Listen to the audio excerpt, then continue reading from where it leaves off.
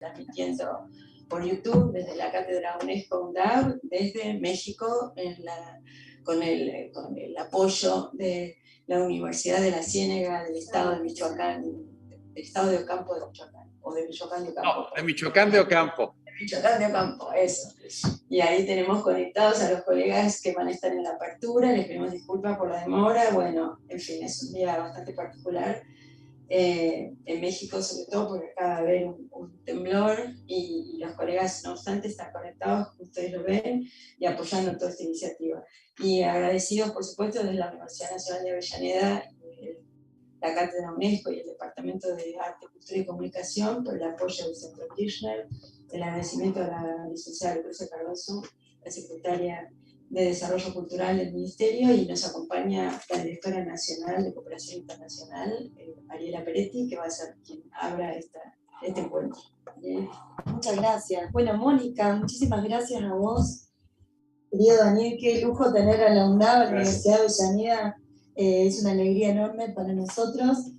Transmito primero, y antes de olvidarme, el saludo de Tristán Bago, nuestro Ministro de Cultura, y de Lucrecia Cardoso, que es Secretaria de Desarrollo Cultural. Estamos a pocos días de ir para México y de participar de esta conferencia que sabemos que es muy importante en términos de sentar las bases para los desafíos que tenemos por delante del sector de la cultura. Nosotros venimos trabajando muchísimo con quienes están hoy en esta mesa, Enrique Vargas, que siempre nos apoyan desde CEGIB, desde la Cooperación Iberoamericana, también UNESCO, que lo veo a Ernesto, desde la Oficina de Uruguay de la región.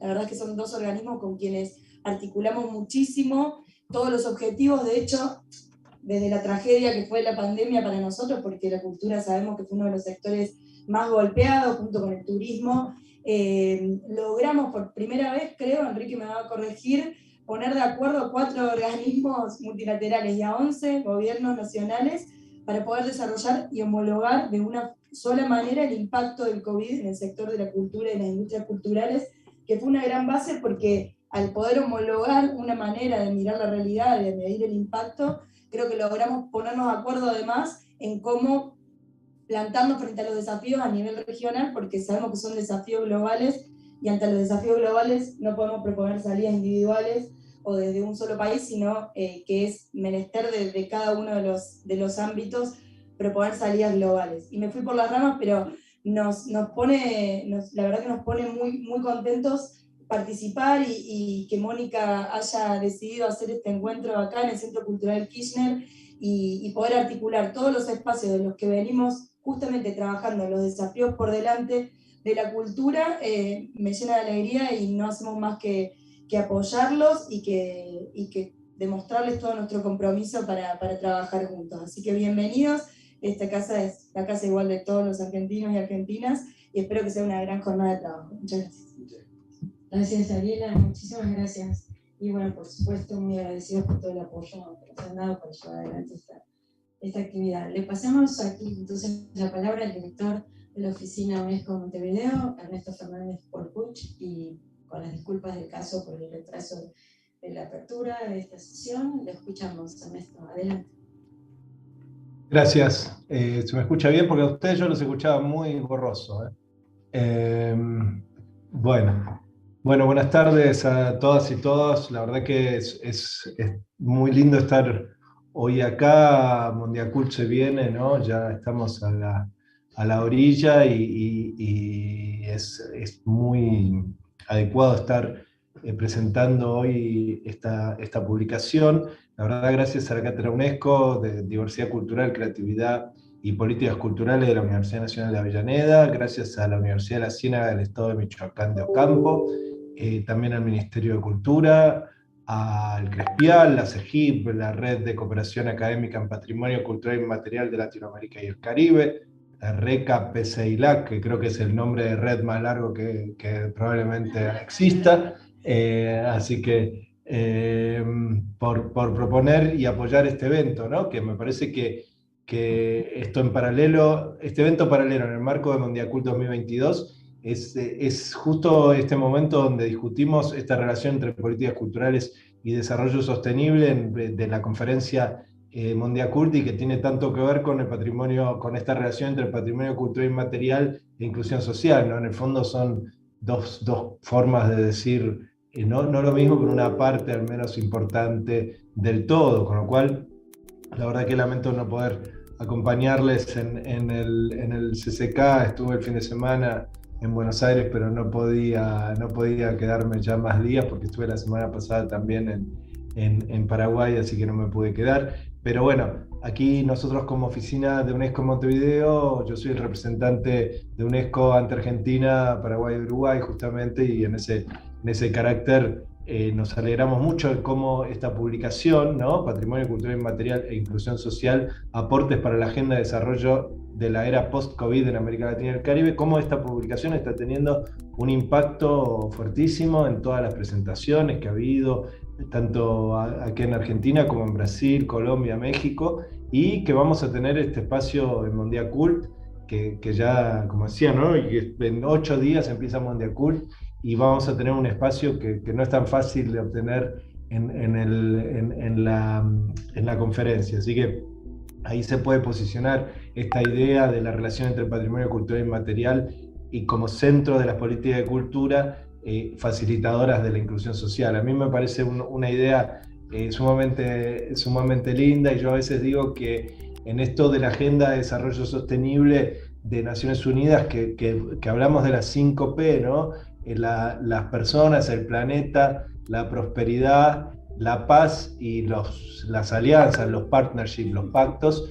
Falta la 6P, que es el patrimonio, ¿no? Que es de alguna manera como el otro pilar transversal de todo lo que sostiene el modelo de desarrollo sostenible. Entonces, me parece que en ese sentido, tener esta conferencia ahorita nomás y tener estas publicaciones, estas reflexiones sobre la relación entre patrimonio e inclusión social es muy importante.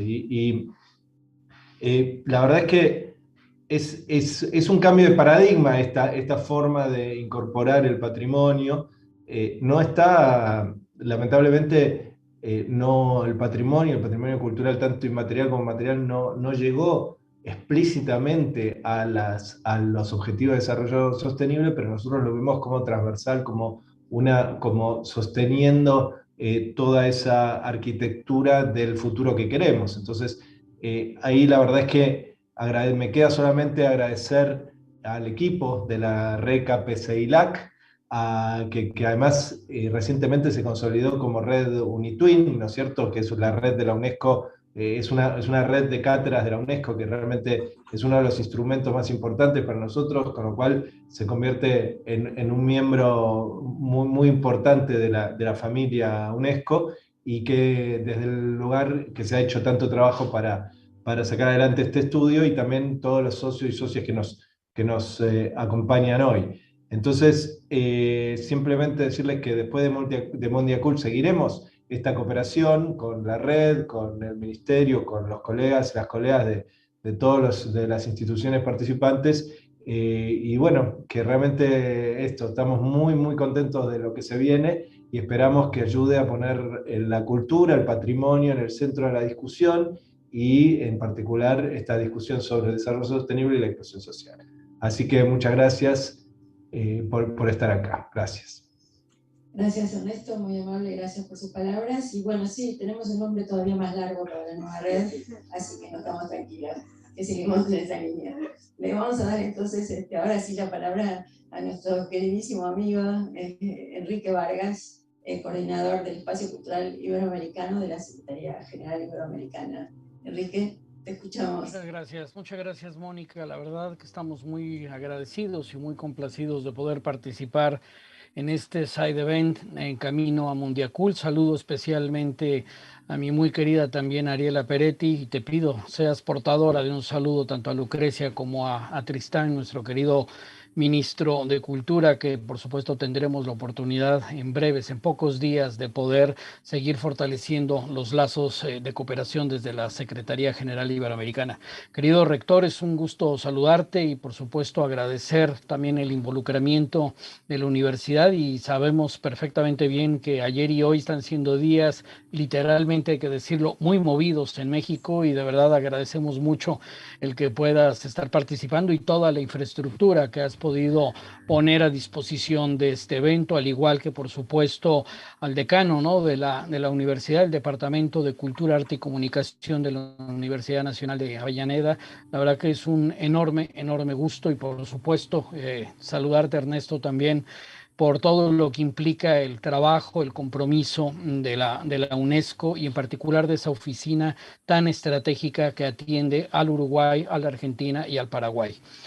Simplemente yo quiero expresar y ratificar en esta oportunidad nuestro compromiso total con la Cátedra UNESCO, nuestro compromiso con todo el trabajo que viene desarrollando Mónica Guarilio y todo el equipo de investigadores y toda la gente que está involucrada alrededor de este tema, como lo señaló con toda puntualidad Ernesto, tan importante, y que deberíamos de darle mayor ubicación, mayor, digamos, visibilidad. No sé si nada más como una sexta P, no lo sé exactamente cómo, pero seguramente en los resultados de Mundiacult logremos darle esa visibilidad que requiere esta temática en particular, como otras tantas alrededor de la cultura. Nosotros en la Secretaría General Iberoamericana, en particular en el Espacio Cultural Iberoamericano, vemos Mundiacult como la gran oportunidad del sector de la cultura. Han pasado muchos años para lograr generar un espacio de gran acuerdo a nivel global. Efectivamente, la UNESCO ha hecho esfuerzos enormes, están las convenciones, están las diversas recomendaciones y declaraciones que emanan, pero un espacio donde se puedan reunir a nivel global los más de 193 países, las 193 delegaciones, y que haya tenido la oportunidad de tener este tipo de eventos como el que estamos participando hoy, donde se han podido escuchar a todas las voces, donde también en un ejercicio inédito dentro de la UNESCO se ha podido preparar una conferencia que, si bien es intergubernamental, ha podido contar con la participación de todos los sectores involucrados, de todos los beneficiarios y de toda la gente que tiene que ver con la temática de esta conferencia global. Efectivamente, México podrá ser el espacio, el punto de encuentro para profundizar la reflexión, pero sobre todo para que se establezcan acuerdos. Y en ese sentido, nosotros desde el Espacio Cultural Iberoamericano ya estamos hablando de lo que es la etapa post-Mundiacult. ¿Y qué queremos decir con esto? Creo que afortunadamente se están logrando, los estados partes están logrando esos acuerdos, esas grandes líneas que marcarán el futuro de la política cultural, lo que es la responsabilidad de los estados, de los distintos órdenes y niveles de gobierno, de las alianzas y de todo lo que puede significar, de lo que significa el ecosistema alrededor de la cultura. Ese nivel de corresponsabilidad del sector empresarial y esta forma también, y hablando específicamente de patrimonio cultural, de poder entender el patrimonio cultural en estos nuevos tiempos, con una nueva visión y con un nuevo enfoque. Por ello, hemos podido también elevar a la propia UNESCO una serie de recomendaciones, producto también de algunos foros que hemos tenido la oportunidad de llevar a cabo. Y ahí hubo una reflexión apenas hace muy pocos días en un foro que hicimos en Madrid, y creo que es muy oportuno compartirlo en esta intervención con ustedes, la pertinencia de revisar el concepto, la definición de patrimonio. Esto es algo que se elevará, por supuesto, a las instancias de la UNESCO. Recordemos que en el marco de ICOM, hace muy pocas semanas también se ha adoptado una nueva definición de museo. Creo que este tipo de definiciones hay que revisarlas, hay que entender lo que significan en este momento, y en eso nuestra región tiene mucho que decir, los patrimonios vivos. Creo que esto es un tema que se tiene que entender, que tenemos que ver lo que significa, como bien lo dice este evento, el patrimonio cultural inmaterial y su vínculo con la inclusión social. Estamos en una de las regiones, y no es que la región más desigual en el planeta. Y creo que tenemos que abordar desde muchos ángulos cómo poder combatir y cómo revertir esa desigualdad a la que yo me he referido. El patrimonio juega un papel fundamental, el patrimonio inmaterial en esta lógica también, como dije hace unos minutos, de patrimonios vivos. Simplemente quería yo compartir con ustedes esta reflexión, agradecer por supuesto la invitación y sobre todo refrendar ese compromiso de la cooperación iberoamericana en todas y cada una de las acciones que nos están llevando a Mundiacult y sobre todo lo que tenemos que hacer en la etapa post-Mundiacult. Creo que la UNESCO está haciendo un llamado muy importante a que no pasen 40 años para que haya otra reunión de este tipo. Creo que debemos, todos los involucrados, tenemos que sumar y hacer todo tipo de esfuerzos para que esto sea una realidad, para que podamos tener reuniones periódicas de este tipo, porque el sector cultural por sí mismo es absolutamente dinámico y no podemos dejar pasar más tiempo. Son muchas las necesidades, son muchas las respuestas que hay que construir desde lo público, y creo que una reunión como esta nos va a dar, por supuesto, la oportunidad de sentar las bases para poder construir un mejor diálogo con la sociedad y sobre todo construir esas respuestas que tanto se necesitan. Simplemente agradecerles a todos y cada uno de ustedes y refrendar, como lo dije antes, nuestro mayor compromiso. Gracias, muchas gracias Enrique, gracias por los conceptos. Efectivamente está en la centralidad de la agenda Mundiacult también estas discusiones sobre el patrimonio, y es lo que nos convoca precisamente a la reunión de especialistas que tenemos en esta tarde. Vamos a darle ahora la palabra al doctor Sergio Miguel Cedillo Fernández, de la Universidad Socia de este Side Event, que tiene una primera sesión en Argentina y tendrá la próxima sesión en México, allí el 27. Así que bueno, Sergio, adelante. Hola, ¿qué tal? Muy buenas tardes a todas, a todos. Me siento muy emocionado, en primer lugar porque representa para la Universidad de la Ciénega una extraordinaria oportunidad de vincularse con el exterior. Para nosotros, como una institución del gobierno estatal, es muy importante establecer estos vínculos que hoy estamos consolidando con este evento. Representa también una primer señal, un primer foco de atención relativo a la consolidación que ya tenemos de nuestro cuerpo académico, hacerle el reconocimiento tanto a Ignacio Moreno como a Roberto Cepeda de la trayectoria justo que se llama de estudios multiculturales. Nosotros tenemos 6 trayectorias: nanotecnología, genómica alimentaria, energía, administración pública, innovación educativa y estudios multiculturales. Entonces, es para mí un gusto, la palabra, poder participar en este evento y no solamente construir la red con ustedes, sino también observar cómo hay ya esta consolidación del cuerpo académico de esta trayectoria. También para nosotros es muy importante porque nos conecta a esta región del país, que es una región que en algún tiempo fue parte del lago de Chapala y que hoy conforma un conjunto de municipios que tienen una extraordinaria vocación, tanto productiva, pero también cultural.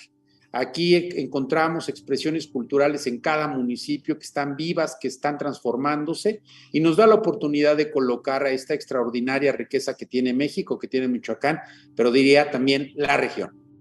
A veces siempre pensamos en gobiernos estatales o en los gobiernos subnacionales o en los gobiernos nacionales, pero me parece que en América Latina nos entendemos más por regiones, incluso regiones transnacionales, ¿no? El caso de Argentina con otros países donde pues prácticamente están unidas por un territorio, por costumbres, por tradiciones, en fin. Y me parece que eso también es el elemento que me considero valioso, nos da la oportunidad de colocarlo aquí en este evento y además agradecerles esta extraordinaria oportunidad que nos brindan. Y el tercer aspecto que me parece importante destacar es invitarlos a que también conozcan a esta institución que hoy cumplimos 16 años, que es el resultado del esfuerzo de mujeres y hombres que en distintas áreas, que en distintos espacios están pugnando por consolidar a la Universidad de la Ciénega como una institución global. Me parece que hoy la fortaleza de las instituciones va a depender en la capacidad que podamos vincularnos con las instituciones de otros países, con las instituciones multinacionales, con las instituciones globales. Y les agradezco de verdad esta oportunidad que nos da a nombre, desde luego, de la universidad, a nombre de la comunidad estudiantil, y creemos que justo como ya se ha planteado, es necesario y pertinente que los eventos se puedan continuar en los próximos meses, en los próximos años, y cuenten con ello para los esfuerzos que podamos desplegar desde la Universidad de la Ciénega del Estado de Michoacán de Ocampo. Muchas gracias y de verdad lo valoramos mucho desde nuestra institución. Muchísimas gracias, señor rector. Y nosotros agradecidos y realmente agradecidos por la fortaleza de su equipo técnico a través de Ignacio, con quienes estamos felizmente pudiendo hacer esta transmisión por YouTube. Gracias a ustedes, a pesar de las inconvenientes, a pesar de las sacudidas que vivieron hace un ratito, estamos nosotros aquí en Argentina y otros en otras partes del mundo disfrutando de la transmisión de YouTube que ustedes nos están garantizando. Así que para cerrar esta apertura le vamos a dar la palabra al decano del Departamento de Arte, Cultura y Comunicación de nuestra Universidad Nacional de Avellaneda, Daniel Escribano. Gracias, Mónica. Bueno, un saludo a todos los que están aquí en esta maravillosa Casa de la Cultura, que cada vez que tengo la oportunidad de visitar sigo asombrándome y admirándola, y a todas las autoridades presentes a través de esta videoconferencia. Y bueno, simplemente algunas cosas muy puntuales para la Universidad Nacional de Avellaneda. Lo escuchaba recién al rector de Michoacán, de sus 16 años. Nosotros tenemos 12 años de vida. Es una universidad muy joven, muy nueva, pero con muchas ganas. Y estas situaciones realmente para nosotros son muy importantes, nos prestigian. La cátedra UNESCO que tenemos en la Universidad Nacional de Avellaneda, que dirige Mónica Boarillo, para nosotros ha sido un salto de calidad académica importantísimo. El reconocimiento también a Mónica, porque todo lo que viene haciendo desde que asumí personalmente en el decanato del Departamento de Cultura, Arte y Comunicación ha sido realmente maravilloso. En 6 meses, hasta que estamos en el cargo, hemos coordinado muchas cosas y las puertas, Mónica, como siempre, van a estar abiertas para seguir trabajando en estas cuestiones. Gracias, Ariela, por recibirnos acá. Gracias al Ministerio de Cultura también. Y bueno, para nosotros, como dije recién, el mundo de la cultura es tan importante porque nuestro departamento tiene la cultura como eje fundamental, y también vamos a tener nuestro Mundiacult en Avellaneda, y va a ser a fin de año porque tenemos el Congreso Nacional de Gestión Cultural, y para nosotros es un evento muy importante, importantísimo, y tenemos el respaldo del Ministerio de Cultura de la Nación aquí en Argentina, y muchos de ustedes seguramente de alguna u otra manera van a participar. Bueno, y venimos rescatando en la universidad y comprometiéndonos con todas estas redes que son realmente fundamentales. Les cuento brevemente, ayer y hoy tuvimos en la Universidad Nacional de Avellaneda la reunión de la UDUAL, una organización que reúne a numerosas universidades de América Latina. Tuvimos más de 20 universidades en nuestra sede de Piñeiro, en el conurbano bonaerense. La verdad que fue un intercambio maravilloso. Y bueno, y me parece que también la cultura como eje, la internacionalización de la educación superior es vital. Todo esto que se está haciendo forma parte de eso también. Me parece que desde las organizaciones y desde las carreras, desde las universidades nacionales, pensar también en la curricularización de la internacionalización. Suenan palabras medias raras, largas, pero me parece que forma parte también de un compromiso para el cambio.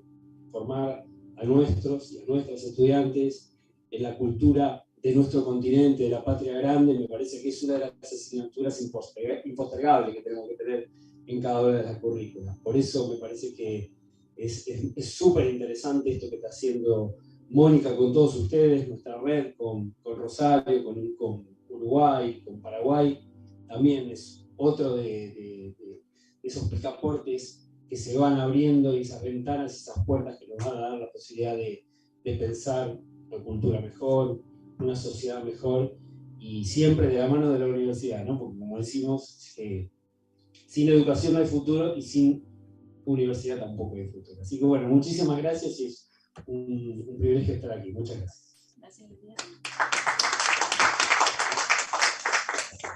Bueno, gracias a todos quienes nos han acompañado en la apertura, los liberamos y vamos a pasar al eje de la reunión, no sin antes señalar que está presente también la coordinadora del área de Relaciones Internacionales de la Universidad de Avellaneda, Leticia Marrone, que además integra, por supuesto, el equipo de cátedra UNESCO y que fue también responsable justamente de la reunión de universidades que se realizó entre ayer y hoy en la Universidad de Avellaneda. Pido que los expositores vengan acercándose. Severino, puedes venirte por acá. Livia también. ¿Estás bien, Patricia? Sí.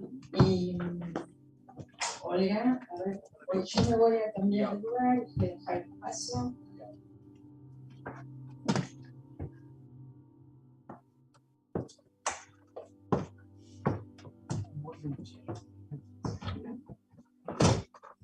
Bueno, entonces de acá lo tenemos a David Gómez Manrique, que ¿estás en Colombia o en Perú en el Cristiano, David? En Colombia en este momento, Mónica. Muchas gracias. Buenas tardes. Entonces lo tenemos a David en Colombia y estamos aquí con los expositores que nos van a hacer sus intervenciones a propósito del tema central de este encuentro, que es el patrimonio cultural y inmaterial e inclusión social, y tiene que ver con parte de los trabajos que están incluidos en la publicación que mencionaba precisamente el director de la oficina UNESCO Montevideo, que es una publicación que fue coordinada, cuyos trabajos de investigaciones fueron coordinados por Patricia San Martín, y los aquí presentes son parte de esos trabajos de investigación. Y entonces le vamos a pedir, no sé, estoy acá atrás de esta pantalla, le vamos a pedir al equipo, a ver, que vamos a empezar con la presentación de Patricia. Si me dan un segundo.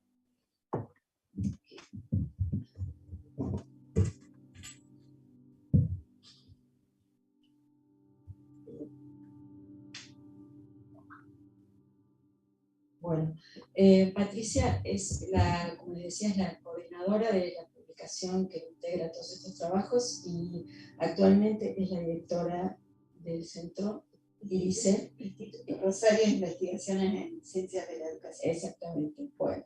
Y además, bueno, por supuesto es representante de la Universidad Nacional de Rosario y también Patricia es fundadora de la Red de Cooperación Académica en Patrimonio Cultural y Inmaterial de América Latina y el Caribe, que se señalaba que tiene un nombre muy extenso, pero tiene un grupo muy grande también de investigadores y investigadoras de instituciones de la región, que son quienes hacen que esa red se profundice, crezca, sobreviva y genere materiales e insumos que son de interés para la comunidad académica y que es base de la nueva red universitaria que acaba de aprobarse hace poquitos días. Le vamos a dar entonces la palabra a Patricia para que haga su intervención y yo me voy a correr de aquí. Bueno, muchas gracias, Mónica, muchas gracias a todos los presentes y muchas gracias también a todas las autoridades, equipos, universidades que han hecho posible este evento. Bien, yo introduciré un poco la historia de cómo se gestó el proyecto que dio lugar al libro Patrimonio Cultural Inmaterial e Inclusión Social, de los cuales acá tenemos dos autores, y Nidia, que es quien aportó desde la comunidad para el capítulo 4 que ya les vamos a narrar en esta tarde.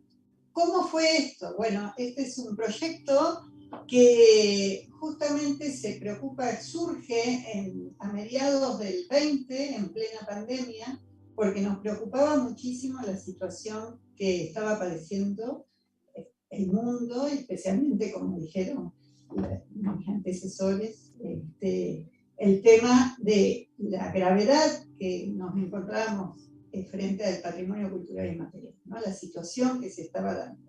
Allí, desde la red, estuvimos trabajando 20 personas, investigadores, colaboradores, dentro de todos miembros de la red KPCILAC, y surgió este proyecto que tiene por objetivo, por favor, próxima,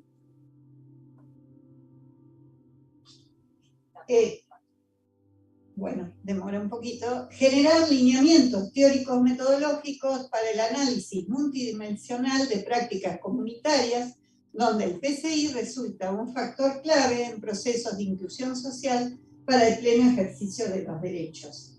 Allí, bueno, tuvimos nuestros objetivos específicos, pero lo que quiero destacar es que se trabajó virtualmente, porque obviamente estábamos en pandemia, durante prácticamente 14 meses, digamos, intensivamente, con reuniones a través de Zoom, para trabajar todo un marco teórico desde donde nos posicionábamos y tratar de aportar desde lo teórico y metodológico en un modelo multidimensional que colaborara en el análisis de las prácticas del patrimonio cultural y material y su sustentabilidad.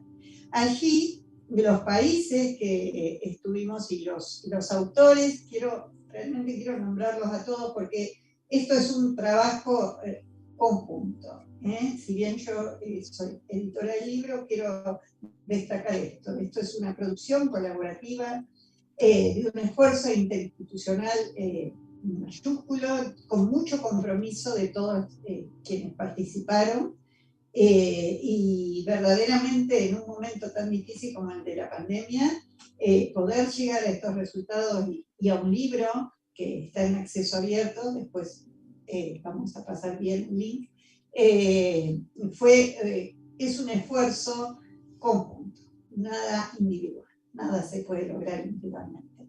Entonces tenemos de Argentina a Gonzalo Andrés, María Luz Endere, Norma Lebrán, Mercedes Mariano y quien les habla. De Brasil tenemos a José Roberto Severino y Lila Fraga, que nos está escuchando en este momento desde Portugal. En Colombia tenemos a Yurani Guevara Sotelo, David Gómez Manrique y Manuel Sevilla. Bueno, quiero también agradecer y decir que tanto el Crespial como la CEGIP, como fundamentalmente la oficina de UNESCO Montevideo, fueron nuestros socios en este proyecto. En Costa Rica tenemos a Giselle Chang y a Celia Barranques. En Chile a Francisca Basaure y a Bernardo Guerrero. En México, bueno, a quien está dando todo el soporte técnico a todo este evento, que es Ignacio Moreno Nava y Carlos Muñoz. Y en República Dominicana tenemos a Virginia Floresazo, y de Uruguay tenemos aquí a la doctora Olga Picún y a Gonzalo Gómez, que también ha colaborado. Bueno, estos han sido los países participantes en este evento. Y acá lo próximo, por favor. Lo que se trabajó conceptualmente, bueno, es este enfoque sistémico complejo que evalúa una totalidad organizada conformada por elementos heterogéneos, que están siempre en interrelación entre todo y las partes, y a la vez tiene desestructuraciones permanentes. O sea, el patrimonio visto verdaderamente como un patrimonio vivo, ¿no? De ahí este enfoque dinámico y complejo. Y entonces, para evaluar estas prácticas y procesos de inclusión social, es preciso vincular sistemáticamente factores ambientales, culturales, institucionales, educativos, económicos y tecnológicos, ¿no? Y todos verdaderamente entramados. Entonces, este fue el desafío del proyecto, desarrollar una mirada entre el grupo interdisciplinaria que integre distintas dimensiones e indicadores de análisis. Próxima, por favor. Y esta es la imagen que verdaderamente tenemos que tener un poco en la mente para entender este planteo, ¿no? Esta dinámica y estas dimensiones que se entrecruzan y que no pueden verse aisladamente, sino que justamente una se interpenetra con la otra. Allí estuvimos, bueno, acá lo vemos verdaderamente en movimiento, ¿no? Cómo las cosas se vinculan. Y yo brevemente voy a decir los indicadores, y esto va a tener una parte 1 y parte 2, para que después escuchen la presentación de Mondiacul en México. Hoy presento los indicadores, y en México nos van a quedar los desafíos que nos presentan estos indicadores, ¿no? Entonces, en lo socioambiental, este modelo es abierto, y lo que quiero decir, ninguno es más importante que otro, y a la vez todo se puede contextualizar, o se pueden agregar más. Y esto es lo que después vamos a ver en la exposición de Roberto y de Miguel. En lo socioambiental, conservación de la biodiversidad, sustentabilidad ambiental, acceso, conservación y uso del territorio, integración de la práctica del PCI con el territorio, mecanismos de evaluación de impacto de la manifestación del PCI en el ambiente. En la otra dimensión tenemos en lo socioeconómico la capacidad de resiliencia de las comunidades, sustentabilidad económica de las manifestaciones del PCI para las comunidades, percepciones sobre la propia calidad de vida de la comunidad. En la próxima tenemos lo político-institucional, políticas públicas situadas, mecanismos de participación, derechos humanos, desarrollo de metodología de trabajo interdisciplinar, intersaberes, efectividad en la implementación de las normas y políticas de salvaguarda del PCI. La próxima dimensión, que si bien ustedes dirán lo cultural es transversal, sí, pero también lo cultural tiene algo de lo propio que también se puede trabajar en estos indicadores a través de las variables o subindicadores. Autoascripción identitaria, sentido de pertenencia, transmisión de las manifestaciones del PCI, percepciones en relación del PCI y sus modalidades de gestión. En la próxima, que sería la educativa, tenemos las políticas y prácticas educativas patrimoniales, culturales e inclusivas, educación plurilingüe, PCI como contenido transversal a nivel curricular y de prácticas educativas, programas y proyectos de implementación y uso de las TIC en las instituciones, organizaciones educativas para la transmisión del PCI, bueno, esto con el impacto que tuvimos por el COVID, ¿no? Programas y además lo que es la integración de las tecnologías en el mundo globalizado. Programas y proyectos que fomenten la co-construcción de intersaberes. Después voy a hablar un poquito sintéticamente de esto. La próxima, por favor. ¿No se pasó una? ¿No? Justamente, esto es lo que quería decir. Cuando hablamos de intersaberes, un marco conceptual y metodológico para la co-construcción de intersaberes. Entonces, ¿esto qué quiere decir? Que para realizar un análisis multidimensional de prácticas que vinculan el PCI y la inclusión social, los grupos de trabajo deben ser intersectoriales, interinstitucionales, incluyendo participantes, cuando se habla de las comunidades, que muchas veces están ajenos a los ámbitos académicos. Entonces, cuando hablamos de interdisciplina, siempre estamos hablando de la palabra disciplina. Incluso la propia palabra transdisciplina porta la palabra disciplina en sí. Por lo cual, nosotros pensamos que es más interesante irnos a una categoría superior y decir cómo elaboramos una co-construcción de intersaberes. ¿Qué quiere decir? Con una metodología, pensando en lo interdisciplinar, que es la disponibilidad del diálogo, el aprendizaje de unos a otros, justamente nutrirse tanto lo académico con los saberes tradicionales como los saberes tradicionales con los saberes académicos, pero justamente en una horizontalidad de voces, en un respeto y en una nueva síntesis. Entonces, ese es el desafío, y fundamentalmente el desafío es en los ámbitos académicos, donde todavía seguimos pensando, ¿no?, en determinadas superioridades del conocimiento. Entonces, Esto nos implica nuevas formas de participación, nuevas formas de construcción de conocimiento sustentadas en una metodología, porque está cortada, pero creo que ahí sí, en esta co-construcción de los intersaberes. Y creo que eso fue también lo que tiene riqueza y lo que aporta este modelo. El libro tiene una primera parte, un primero y un segundo capítulo del marco teórico metodológico. Y después tiene tercer capítulo, cuarto, quinto, hasta llegar al 10º capítulo y sus conclusiones.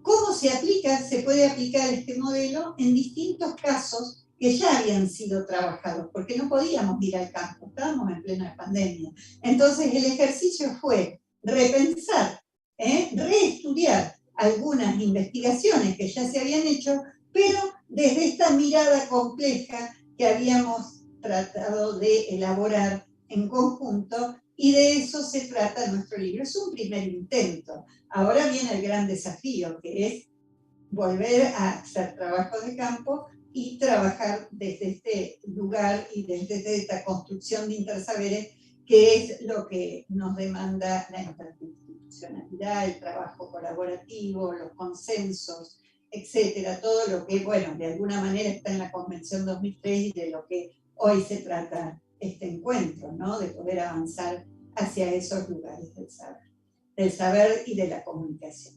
Bueno, muchísimas gracias y dejo la palabra a quienes. Aquí está en el repositorio, está el libro en acceso abierto, así que invito a todas y a todos a que puedan acceder al mismo y en próximos encuentros poder discutir. Gracias.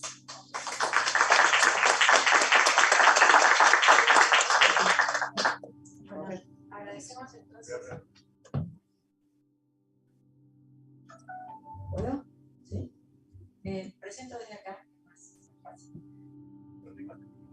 Bueno, entonces vamos ahora a dar lugar a la intervención que comparten Nidia Luz y José Severino.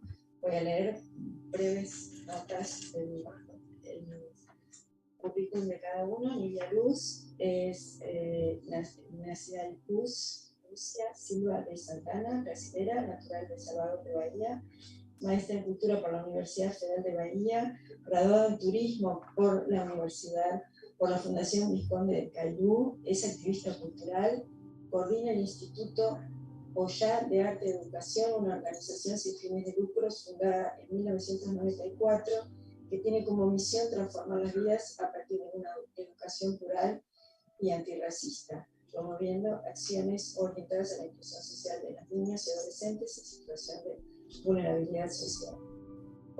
Compone también el Consejo Administrativo del Instituto Brasileño de Diversidad. José Roberto Severino, profesor asociado de la Universidad Federal de Bahía, tiene experiencia en área de historia, con énfasis en la historia de la cultura, actuando principalmente en áreas de conocimiento de historia, comunicación y políticas culturales. Es profesor de la Facultad de Comunicación y el programa multidisciplinar de posgrado en Cultura y Sociedad de la Universidad Federal de Bahía, e investigador del Centro de Estudios Multidisciplinarios en Cultura de mi universidad, de la USPI. Desarrolla la investigación y extensión en patrimonio cultural. Más acá, el patrimonio cultural, audiovisual, relacionado a la memoria social, integra la Cátedra UNESCO Políticas Culturales y Fundación de la Casa Rui Barbosa, Fundación Rui Barbosa de Brasil. Bueno, estuve tratando de traducir en portugués, así que no sé si empieza. Muchas gracias, Mônica Barrilho, e em nome de Mônica, cumprimento todas as autoridades presentes. Eu vou me desculpar, eu vou falar em português, vou falar bem lentamente. E preparamos uma apresentação em espanhol para que nós possamos fazer então, a exposição da experiência. E eu gostaria de iniciar uma coisa quebrando um dos nossos protocolos aqui, mas acionando outro protocolo, né? Nívia, então, que está aqui presente, é também uma IA. E aí eu peço licença para a Nívia para falar, porque na tradição ancestral africana você tem o respeito pelas mulheres que carregam o Oiá, e ela é uma delas. Então, com licença, Nívia, para continuar falando disso, eu faço reverência aos ancestrais. Por que eu fiz essa fala? Porque quando Patrícia apresentou o esforço, não entrou ainda a apresentação, né? Mas eu estou vendo aqui, eu tenho uma colinha. Não tem problema. La investigação e seu enfoque. Essa nossa abordagem é uma abordagem, é um estudo de caso. Nós fizemos um estudo de caso. E como a Patrícia contou, logo no início da pandemia, nos preocupava, e já conhecendo o trabalho de Nívia fez mestrado conosco no programa, e já havia feito um diagnóstico a respeito do que ela chamou da porteira para dentro, da porteira para fora dessa casa, que, de alguma forma, sendo também uma casa religiosa, tem um trabalho social, que é o Oiá social. Em português, a gente pronuncia como origem queto, né? Oiá. O Y se torna I. Então, o Instituto Oiá, e não que Nívia dissesse isso para a gente, que ela nomeasse de patrimônio cultural, mas todos os indicadores apontavam para isso, na medida em que o patrimônio cultural estava vinculado a isso que nós chamamos de ancestralidade, algo vivido, experienciado. E eu me lembro que no meu primeiro telefonema para ela, logo no início, quando a pandemia começou, Nívia me disse: Severino, nós já nos cuidamos com relação à pandemia. Nós sabemos como nos cuidar. Nós temos todo um ritual de cuidado. Me preocupa as crianças com quem nós trabalhamos que ficam fora do terreiro. É com elas que nós vamos nos preocupar. E com as mulheres que tinham que ir e vir num momento tão difícil. Eu imagino Buenos Aires, mas Salvador, né? Também foi assim. O Brasil foi, o mundo foi. Foi uma pandemia, ou pandemia, né, em espanhol, que fez com que todos nós olhássemos de frente à morte, em grande quantidade.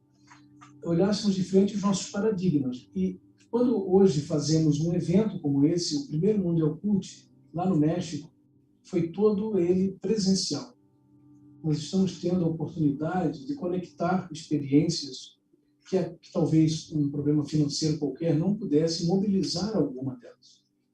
Então, eu penso que a pandemia nos colocou frente a frente com desafios. É isso que vai ser discutido mais adiante. Mas o primeiro momento é o que está acontecendo. Então, a nossa investigação optou por tratar metodologicamente um caso que eu sendo muito próximo, era também rico de uma trajetória em que eu e a professora Hilda, distantes, Hilda está no Rio Grande do Sul e eu em Salvador. E nós estávamos distantes. E Nívia estava lá no terreiro, estava lá no instituto, né? Longe, nós três longe conversando. Esse diálogo, isso foi toda a experiência do livro, na verdade. Nós reunimos todas as semanas para conversar, discutir metodologia, bibliografia, propostas, e a noção de saberes, por exemplo, ela emerge exatamente dessa diversidade disciplinar que nos envolvia. Pensamos num enfoque sistêmico e complexo, e por isso esse diagrama tão bonito que a Patrícia apresenta e tão complexo, mas ao mesmo tempo tão esclarecedor de como as coisas podem ser, não guardadas em gavetas, em pequenos picos, mas conectando pessoas hoje, as pessoas que foram, as experiências dessas pessoas. Então, algo situado. E, a partir disso, elaboramos um conjunto de indicadores. Esse conjunto de indicadores levou muito tempo para ser pensado. Mas, na medida em que nós íamos pensando, nós percebíamos também o quanto a experiência do Oiá era rica, porque a relação com o meio ambiente fica perto de uma represa, a relação da conurbação urbana, porque fica dentro de uma grande comunidade que se expandiu e que historicamente tem memória de uma grande guerra, da Guerra de Independência Brasileira, isso lá em 1823, que não é o mesmo ano que se comemora hoje, 1822, que foi em São Paulo. Na Bahia, a guerra continuou por mais um ano, praticamente. Toda a guerra contra os portugueses foi travada no Brasil, exatamente onde está o terreiro, Pirajá, onde a grande batalha aconteceu. Então, ele tem uma memória profunda sobre esse sentimento de brasilidade absolutamente complexo. Índios, negros, escravizados, ex-escravizados, estrangeiros que participaram, ou seja, uma memória que também tem a ver com a luta por uma identidade e pelo território.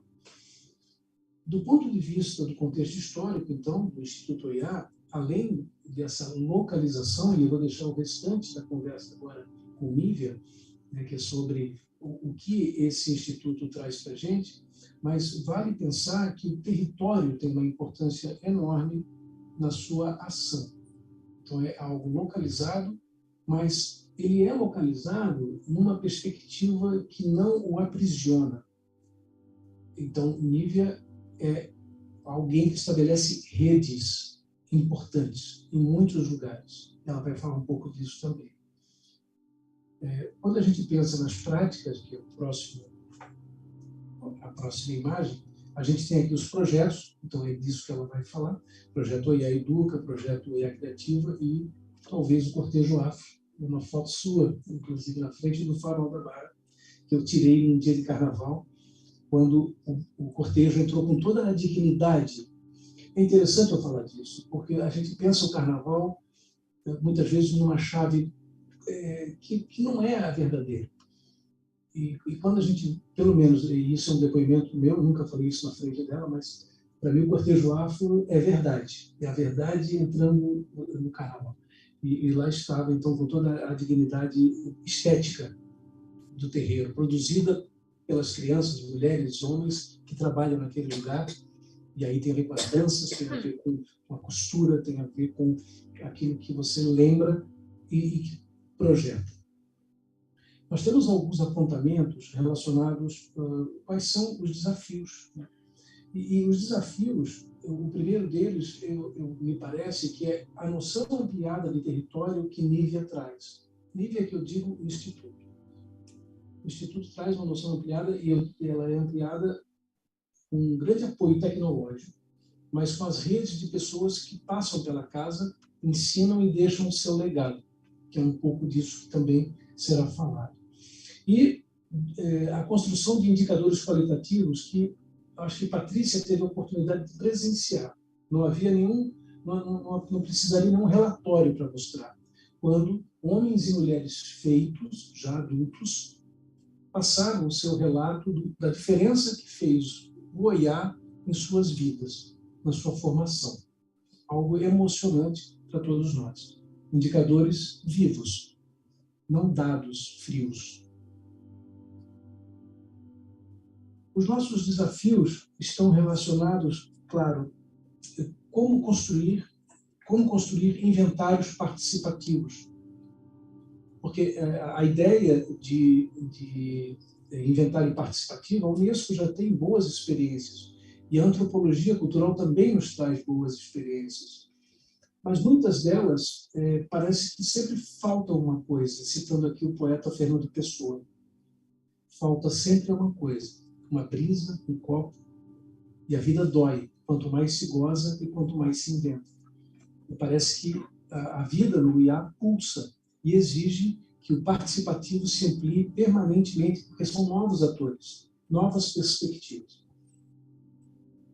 A criação de fundos é um desafio enorme, vocês sabem, todos nós que trabalhamos com patrimônio sabemos as dificuldades que vivemos, e garantir processos de educação inclusiva e não discriminatória, produtoras do combate ao racismo e a todas as formas de discriminação.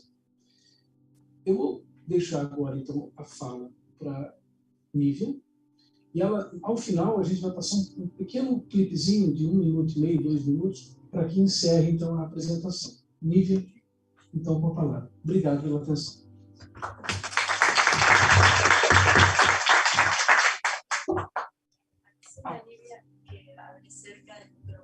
Tu quer sentar aqui, Nívia, e eu vou falar?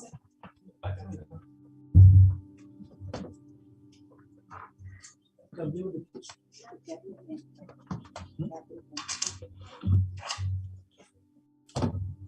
Fala,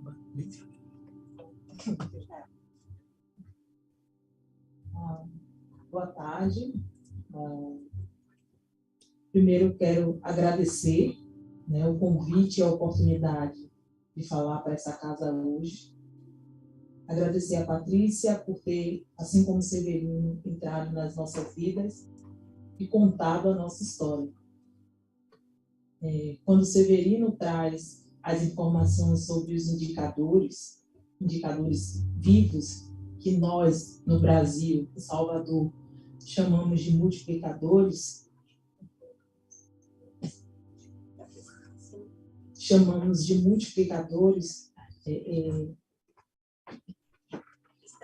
Aqui já entrou. Severino vai trazer um trabalho. O Instituto Oyá é considerado para a gente uma árvore-mãe, uma árvore grandiosa, cujas sementes elas se multiplicam. Essas sementes são as pessoas que estão dentro dessa casa do Instituto Oyá. Né? O Instituto Oyá, esse projeto educacional, inclusivo, ele foi criado por uma anciã chamada Anísia da Rocha Pita, Mãe Santinha de Oyá. Uma mulher que entendia a importância da inclusão, do acolhimento e da educação como forma de transformar a vida das pessoas. Ela tinha como missão, uma das suas missões, a religião, né? O candomblé, uma religião afro-brasileira. Mas o fato dela ser Ialorixá, a representante máxima deste terreiro, ela compreendia que quando se falava de educação, não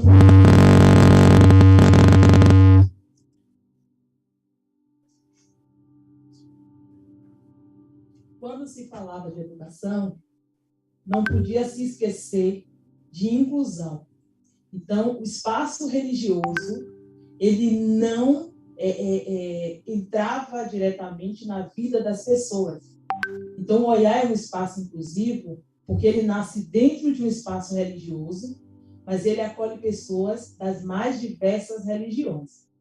E lá, essas crianças, esses adultos, essas mulheres, elas vão ter trocas e saberes que não são dados apenas pelo Instituto Oyá, que também são aprendidos e absorvidos por nós. O Instituto ele está numa comunidade em Salvador chamada Pirajá, um bairro que tem um nome indígena, que foi habitado por indígenas das etnias Tupinambá e Guarani, e que foram dizimados. Depois, nesse mesmo lugar, foi criado um quilombo, né? Sim, se entende. Um quilombo, e esse era um dos poucos quilombos no Brasil, cuja liderança era feminina. Então, uma mulher era a liderança desse quilombo, que ganhou o nome de Quilombo dos Urubus. Então, dessa mesma região, nesse mesmo território, nasce o Instituto Oyá, que também é considerado por nós um quilombo urbano, que vai permitir que as pessoas que vivam nesse espaço, elas tenham oportunidade, elas possam estudar, elas possam ter acesso à cultura e à informação, mas mais que isso, elas possam existir sem precisar resistir. E isso é muito importante. Num século como esse, num período pandêmico, onde a gente tem desigualdades, onde se fala da fome como realidade para muitas pessoas, onde existe o racismo e os abismos da exclusão, existir dizer a uma criança, dizer a um adulto que ele existe, é um dos trabalhos, ou é a forma mais inclusiva, né? Das formas mais inclusivas de atuação. E é isso que o Instituto faz. Então, o OIA tem como missão transformar vidas a partir da educação antirracista. E quando eu estou falando do antirracismo, eu estou falando de um contexto de Bahia, Salvador, Brasil, e um Brasil cuja população majoritária ela é negra. Mas que ainda assim, o racismo ele não deixa de existir. Né? Nós temos a visão, né, que tornar-se uma referência em educação. E quando a gente tem a oportunidade de fazer parte de uma metodologia e de um livro promovido pelo Unesco, a gente já passou a ideia de visão, porque a gente já não está mais falando de educação para o nosso Brasil. A gente já está falando de educação para o mundo. Então, inclusive, eu preciso mudar essa visão, porque a gente já passou.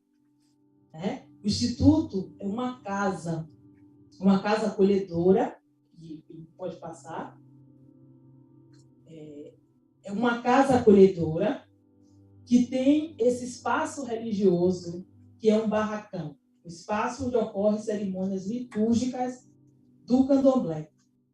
Esse modelo arquitetônico ele foi desenhado por uma italiana chamada Lina Bobardi, que foi morar na Bahia, e que fez o nome dela na arquitetura, né? Também no Brasil. Foi construído com muita luta dentro dessa floresta. A floresta que nós temos como compromisso manter, preservar e conviver. Então, Mãe Santinha, a fundadora dessa casa, quando chegou nesse espaço, ela não desmatou nada. Esse espaço era um espaço onde as pessoas jogavam lixo. Era um espaço que acumulava lixo. E ela se encantou por esse lugar, que era entendido como um espaço obsoleto para que as pessoas depositassem ou descartassem o seu lixo. E ela adquiriu esse terreno e começou, no primeiro atividade, um trabalho ambiental, onde ela mobilizou pessoas e foi falar sobre a importância do cuidado com aquela área. Então, ela começou a ensinar a cuidar da terra, ela foi retirando os lixos que estavam lá, né? E ela construiu, pode passar, o espaço do Instituto e depois virou o que é hoje. Então, essa é uma foto atual do Instituto OIA, né? Foi criado em 1994 por ela. Ao fundo, nós temos a floresta, mas o OIA também ele é um espaço de intervenção artística, cultural. Então, as crianças que estão dentro daquele espaço, elas são crianças. Não é tirado delas o direito a brincar, mas é dado o direito de aprender. E também de ensinar, porque quando a gente fala de saberes, de intersaberes, a gente está falando de uma relação entre receber e dar. Então, nós temos salas de aula equipadas para atender as crianças. Pode passar. E alguns projetos que acontecem nessa casa. O OIA Educa, que é o projeto para crianças a partir de 7 anos de idade, e que são crianças que estão na escola pública. E é importante falar do que é a escola pública no Brasil. A escola pública do Brasil hoje é a escola que a criança entra e não aprende. As crianças que estão dentro do Instituto OIA, elas vão aprender a ler dentro do Instituto OIA. Então, o trabalho que a gente faz hoje é um trabalho também de permitir o aprendizado. É o trabalho hoje que a escola não consegue dar conta. É nessa casa que essas crianças elas vão ter acesso à informação. Então, a gente tem, ao longo dos anos, o trabalho educacional, eles vão aprender a ler e escrever no espaço do OIA, mas temos também o primeiro acesso dessa criança com a arte. Artes plásticas, o teatro, a dança. É a primeira vez que ela vai adentrar um museu. é a primeira vez que ela vai compreender o universo da arte, né, de forma educativa, dentro de uma sala de aula, é no Instituto Oyá. E a gente já faz isso há muito tempo. A pandemia veio não para dificultar as coisas, mas no Brasil a pandemia veio para mostrar como elas já estão difíceis. A fome no Brasil já existia. As escolas com dificuldade de manutenção, de educação, elas também já existiam. A violência no Brasil existia. Ela só se acirrou. Nós temos hoje uma liderança no nosso país que é vergonhosa, que não nos representa, que não nos respeita, que não contempla a diversidade do nosso país. Então, espaços como o Instituto Oyá são espaços que vão assegurar os direitos das crianças e dos adolescentes de periferias como a nossa. Nós, hoje, um outro dado importante, quando a gente está falando de educação, é a alimentação. Então, o Oyá incorporou e reforçou a importância da alimentação para assegurar a permanência dessa criança dentro do espaço educacional. Ao mesmo tempo, você não pode mais falar de educação sem olhar para a saúde, sobretudo a saúde mental. Muitas pessoas na pandemia, elas não foram vitimadas pelo Covid, mas elas foram vitimadas por doenças mentais, a depressão. Então, essas crianças hoje, elas têm acesso a cuidados mentais. Elas têm acesso e têm estímulos para entender que onde quer que elas queiram ir, elas podem estar. Eu sou uma mulher que cresci no bairro de Pirajá. E aos 16 anos, já fazia parte dessa ideia de Mãe Santinha de Oyá. E estar lá em Pirajá, uma comunidade violenta, uma comunidade remota, com uma escola que não era boa, podia ter me mantido lá. Mas o Instituto Oyá não permitiu. Estar sentada aqui hoje, falando para vocês, vindo pela primeira vez na Argentina, mas que não é a primeira vez que eu saio do país, não é a primeira que eu estou no país de vocês, é dizer que trabalhos como o Instituto Oyá, eles são fundamentais para a transformação positiva dos seres humanos, para a valorização das pessoas. Quando a gente fala de educação, a gente está falando de humanização de pessoas. É algo muito sério que tem que ser tratado. O eixo educacional, ele precisa vir com vários outros alicerces. A fome tem que ser matada ali, o cuidado com a saúde, com o corpo, tem que ser trabalhado. Essa pessoa, ela tem que ser fortalecida para saber que o lugar que ela veio é extremamente importante.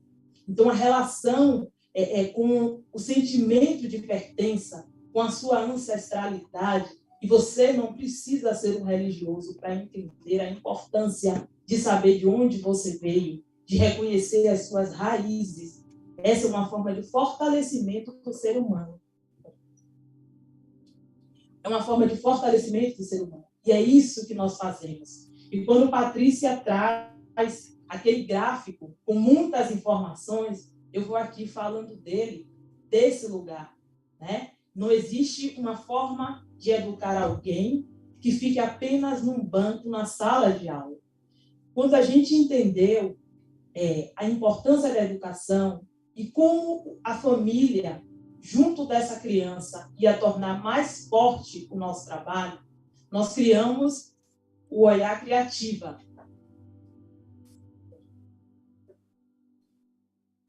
Nós criamos o que nós chamamos de Oyá Criativa. Aqui são algumas fotos das crianças em dias de atividade, com seus professores, pensando, aprendendo.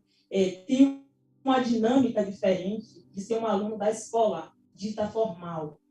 Eles aprendem ensinando, eles são livres também. A criança ela é estimulada a pensar, a propor ações positivas.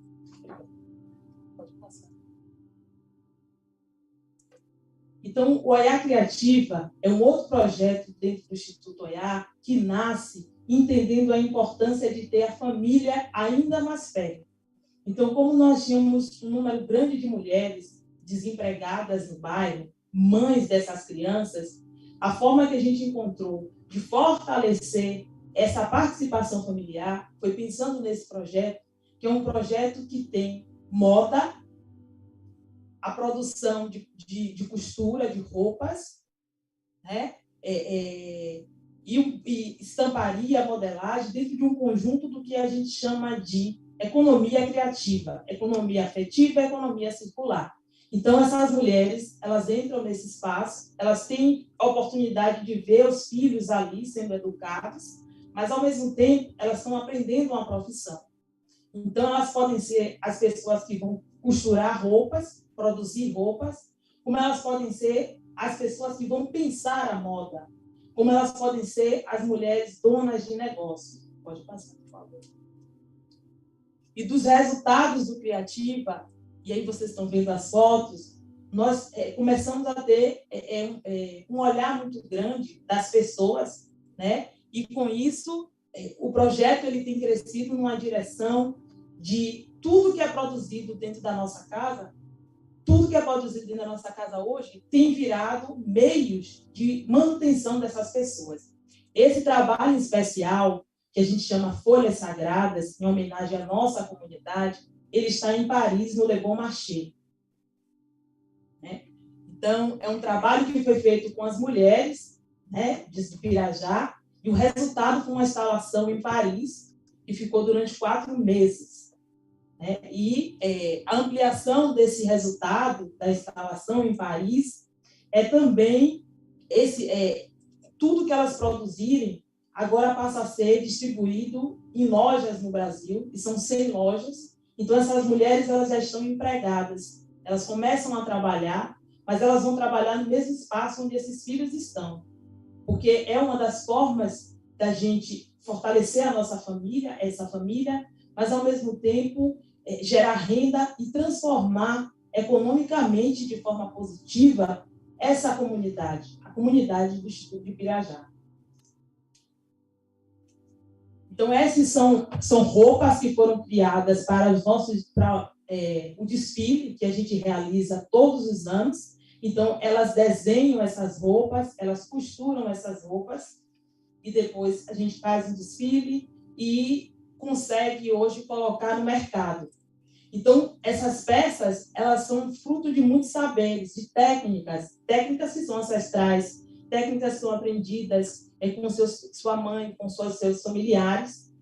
E a ideia é essa, que elas tenham a oportunidade de aprender, mas também de transformar a vida, de se fortalecer enquanto pessoas, se fortalecer nas suas comunidades, mas também transformar a sua realidade.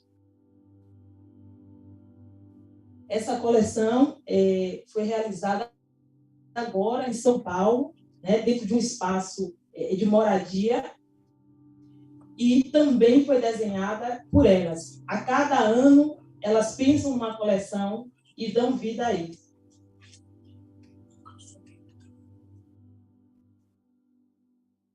Então, esses são um dos muitos trabalhos que nós realizamos. Por último, o Olhar Social, que é um trabalho que foi fortalecido na pandemia. Durante a pandemia, nós produzimos, geramos renda e distribuímos mais de 45 mil máscaras, fazendo também um trabalho de conscientização.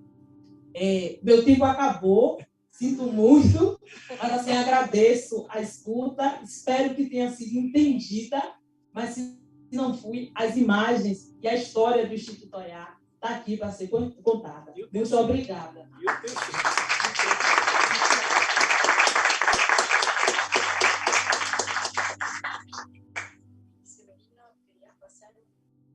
Não sei se dá tempo, a gente... Acho que o tempo... Mas se você permitir, a gente poderia passar. Isso, tá bom. Que bom. Vocês conseguem colocar? Desculpa.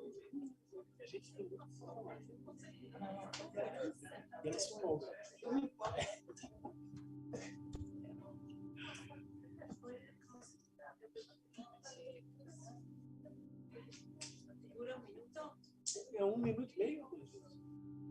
São 2 minutos.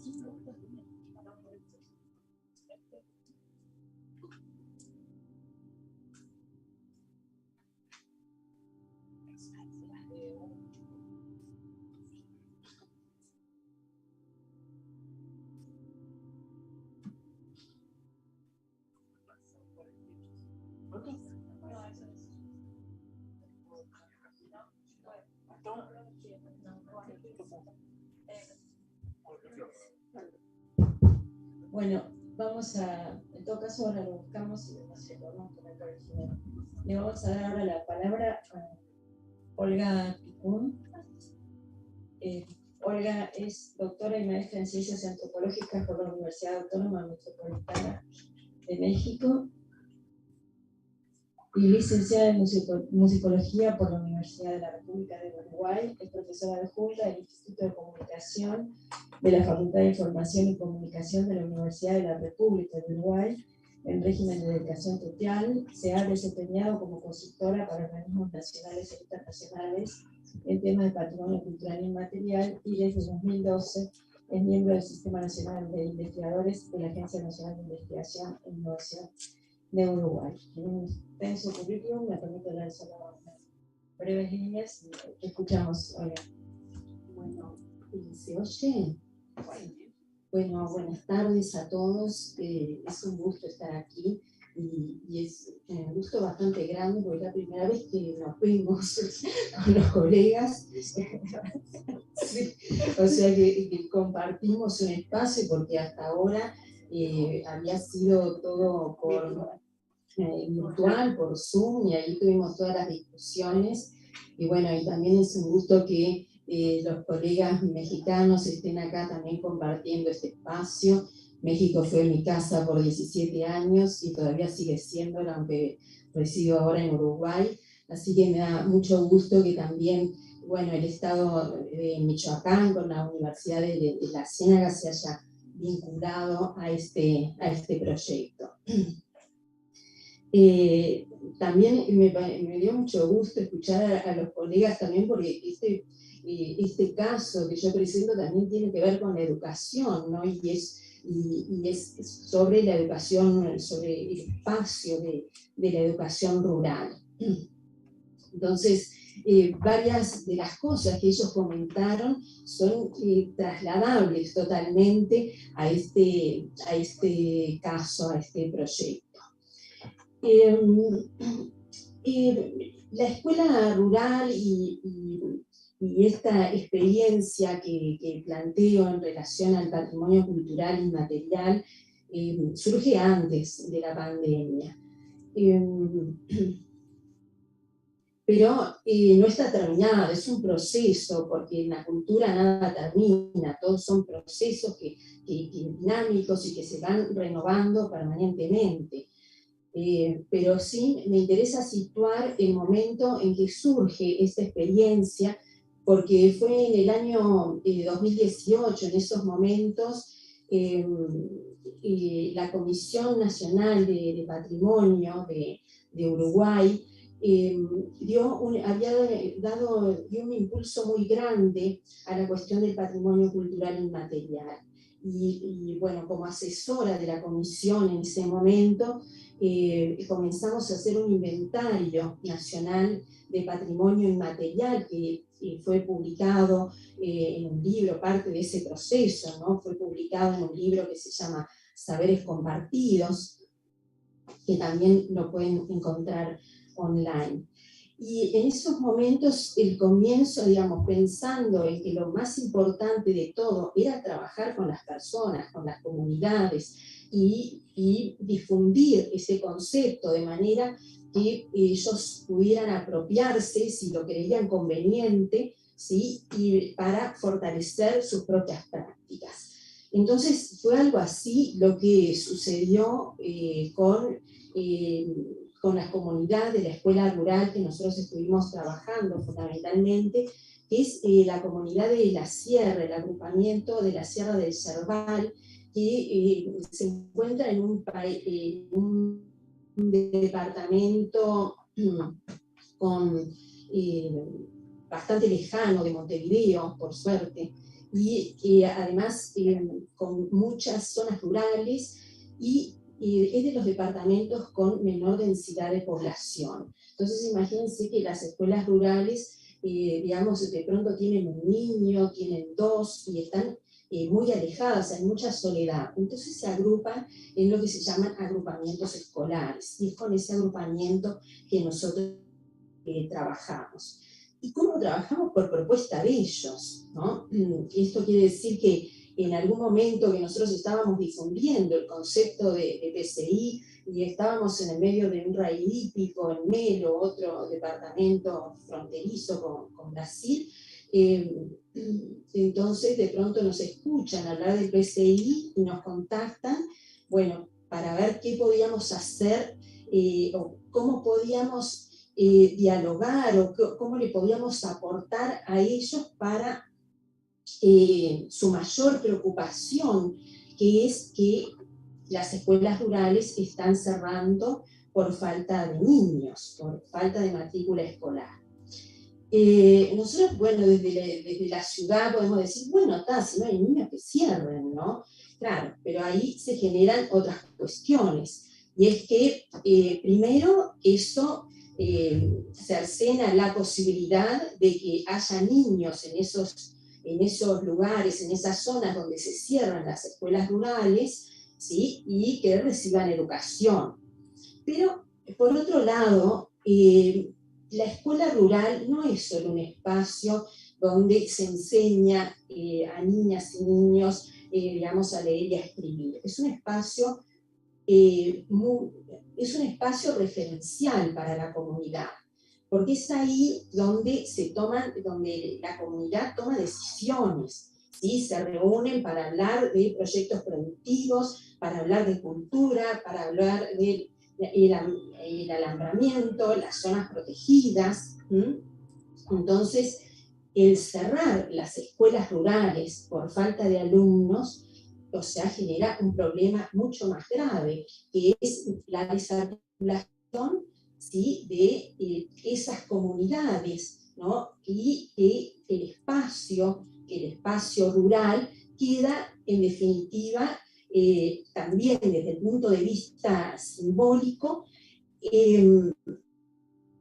queda para el agro, ¿sí? Para los grandes, con una matriz de concentración de la tierra, y sobre todo disminución de las formas de producción familiares, ¿sí? Entonces se pierde mucho más que un espacio de formación para niñas y niños.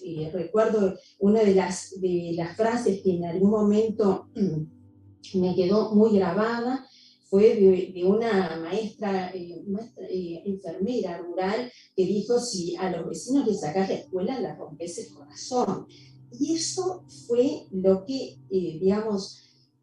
lo que detona, ¿sí? Frente al cierre de las escuelas por falta de matrícula escolar, son los proyectos que tienden a resistir a esos cierres. Entonces, de esa manera se han creado múltiples proyectos, como el de las escuelas productivas, que se desarrollan en Melo y en el departamento de Cerro Largo, en el departamento de Tacuarembó, que las escuelas que cierran, cuando cierra una escuela, se llama a licitación, se hace un llamado de interés a las familias de la zona para que presenten proyectos productivos, ya sean de ganadería o de agricultura, y ellos vivan ahí, desarrollen esos proyectos y mantengan las escuelas abiertas esperando que vengan niños. Ese tipo de proyectos son proyectos productivos, están siempre en riesgo. Los gobiernos no son muy sensibles, ¿sí? Y entonces al no tener digamos, de pronto un marco regulatorio, ¿sí? Que le genera estabilidad, entonces pasa que, bueno, en estos momentos, por ejemplo, están con mucha vulnerabilidad. Entonces, un mecanismo de resistencia adoptado específicamente por la comunidad escolar del agrupamiento de las sierras, ¿no?, ubicado en 33, es precisamente pensar la escuela rural como patrimonio cultural inmaterial. Entonces, de ahí empezamos a trabajar con un proyecto que ya existía, que estaba surgiendo, que lo funda un hijo, un ingeniero agrónomo, Eduardo Olena, hijo de maestros rurales, ¿sí? Y que, por supuesto, le inculcaron, además que fue a la escuela rural, y bueno, tiene ese amor por la escuela rural que a veces a los que vivimos en las ciudades nos cuesta entender, ¿no? Para nosotros, los montevideanos, bueno, para mí fundamentalmente, y acá aplica toda la cuestión de los intersaberes, fue un gran aprendizaje, ¿sí? Entrar en contacto con ellos y ver el significado, ¿no?, que tiene la escuela rural para la comunidad, ¿sí? Entonces ese fue digamos, el inicio de ese trabajo conjunto, colaborativo, ¿sí? Que es, bueno, cómo nosotros desde la academia, ahora yo ya no estoy en la Comisión de Patrimonio, pero bueno, cómo podemos aportar, ¿sí?, a ese fortalecimiento de la escuela rural y sobre todo también de la autoestima, porque estar siempre siendo vulnerados, a ver si, bueno, me queda un solo niño y cuando termine esto, entonces cierra la escuela, y digamos, siempre se está en esas condiciones, además de la inestabilidad laboral también de los maestros. Cuando empezamos entonces este proyecto, bueno, ya teníamos un camino recorrido y como en el caso de ustedes también tuve que pedir permiso y proponerles si les parecía bien que este caso estuviera dentro de este libro, porque, digamos, así es como funcionamos de manera colaborativa, participativa.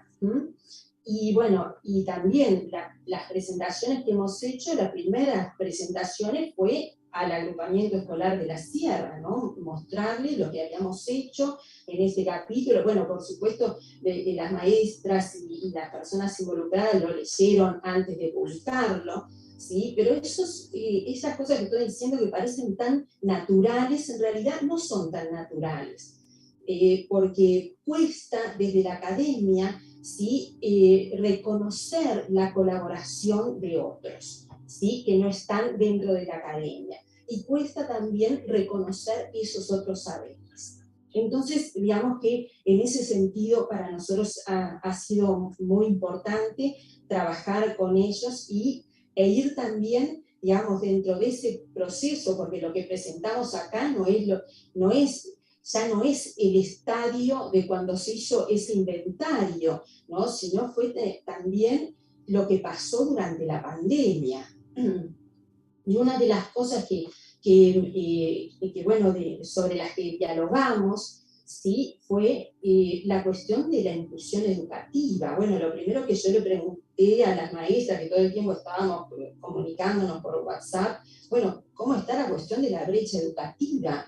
Y me dijo, no, la inclusión es del 100%. ¿Por qué? Precisamente por el fortalecimiento que tiene, por la fuerza que tiene esa comunidad, ¿sí? O sea, los maestros durante la pandemia lo que hicieron fue dejarle las tareas en las canteras a los niños, pudieron también, digamos, por momentos se podían conectar, pero es una zona que la conexión es muy mala, ¿no? Entonces, bueno, digamos que todo ese trabajo comunitario, ¿no?, que ellos hacen, entonces, digamos, tuvo como consecuencia que no hubiera brecha educativa. Todos los niños fueron atendidos, ¿sí?, durante toda la pandemia. Entonces, el punto de partida de esto fue que el PCI ofrece un marco político, institucional y académico a nivel nacional e internacional para favorecer el surgimiento de nuevos marcos de negociación a nivel departamental y local, incluso con incidencia en políticas centrales, y de esta manera contribuir a la salvaguardia de la escuela rural. Digamos que para nosotros es ese, digamos, el potencial que tiene, digamos, el PCI para ellos. Fue muy interesante, luego de hacer una presentación, bueno, para la comunidad, hicimos una presentación en la Universidad de la República, además en un espacio muy simbólico porque es en el lugar donde se toman todas las decisiones, y ahí nos reunimos y se sentaron todos los niños alrededor de la mesa, y bueno, se fue desarrollando la presentación, participaron los maestros, participaron los niños, y hubo niños que nunca habían ido a Montevideo, fueron con los padres también. O sea, llegaron en un ómnibus, que eran cerca de 50 personas del agrupamiento escolar. El agrupamiento escolar, digamos que no sé cuántos niños habrá, pero no creo que haya más de 30, ¿sí? Y entonces fueron con sus familias y todo. Entonces fue un momento muy, muy importante, ¿no? Y digamos, de participar, ¿no?, en estos espacios también, como en tu caso. Por eso digo que hay muchas cosas en común en la forma de trabajar, ¿no?, con el PCI. Yo no sé si tengo tiempo. Bueno, porque yo quería leer algunas partes, y bueno, voy a leer una partecita que me parece muy importante. Y es que al estar el PCI en una dinámica permanente de producciones y resignificaciones, es necesario que los modelos para nombrar y abordar sus manifestaciones se ajusten a esa dinámica. Ese fue el primer desafío que tuvimos, ¿no? En este sentido, la comunidad, la propuesta de la comunidad de que sea reconocida la escuela rural como PCI, significó el desafío de definir una nueva categoría o ámbito del PCI, además de las 5 que propone la UNESCO, ¿no? No sé, rituales y actos festivos, y bueno, esas, porque en ninguna de las 5 categorías que existían entraba cómodamente la escuela rural, y no queríamos forzarlo. Además, esos ámbitos, esas categorías que define la UNESCO no tienen por qué ser los únicos, ¿no? Y entonces pensamos que era importante definir otra categoría más, y que llamamos espacios simbólicos comunitarios. Eso es lo que para nosotros define la escuela rural. Alude a aquellos espacios que una comunidad reconoce como representativos de su entorno y que cumplen funciones sociales y culturales que contribuyen al fortalecimiento de los vínculos comunitarios y de la autoestima a nivel colectivo. La escuela rural, entendida como espacio simbólico comunitario y no solo en su aspecto institucional, como parte del sistema de educación pública, implica atravesar diversas dimensiones. Y acá es donde entran, ¿no?, estas dimensiones de las que hablaba Patricia, que nosotros en este capítulo trabajamos de manera integrada, ¿sí?, de manera muy dialogada, como un entramado, lo trabajamos. Dice, por un lado, el entorno de las escuelas rurales como su contexto socioambiental, donde tiene especial relevancia observar cómo desde el PCI la escuela cobra valor en tanto integradora de prácticas locales. Por otro lado, la dimensión político-institucional, que obliga a pensar en la inserción de la escuela en organigramas estatales, pero también cómo a través de la escuela se sitúan en clave local otras políticas públicas. A su vez, en esta dimensión no se pueden obviar las formas de organización civil local que se cristalizan en la escuela, no ya como entidad institucional del Estado, sino como espacio simbólico de referencia para las comunidades. Lo educativo también emerge como dimensión a partir de esta realidad, observando los diálogos entre las diversas connotaciones y funciones que se aunan en la escuela rural. Los aspectos técnicos comunicacionales, especialmente en el acceso a la infraestructura y a las tecnologías de la información, componen una dimensión atravesada por el sentido comunitario que opera en las prácticas educativas. Entender la escuela rural como espacio simbólico comunitario es tener presente en todas sus dimensiones la autopercepción de las comunidades en la definición de qué es considerado patrimonio cultural y, por lo tanto, cuáles son los alcances y posibilidades de incorporar una práctica específica, en este caso, un espacio de referencia simbólica al ámbito del PCI. Bueno, dejo por aquí, pueden leerlo el capítulo si les interesa, y también, bueno, estamos abiertos a las preguntas que tengan para hacer. Muchas gracias.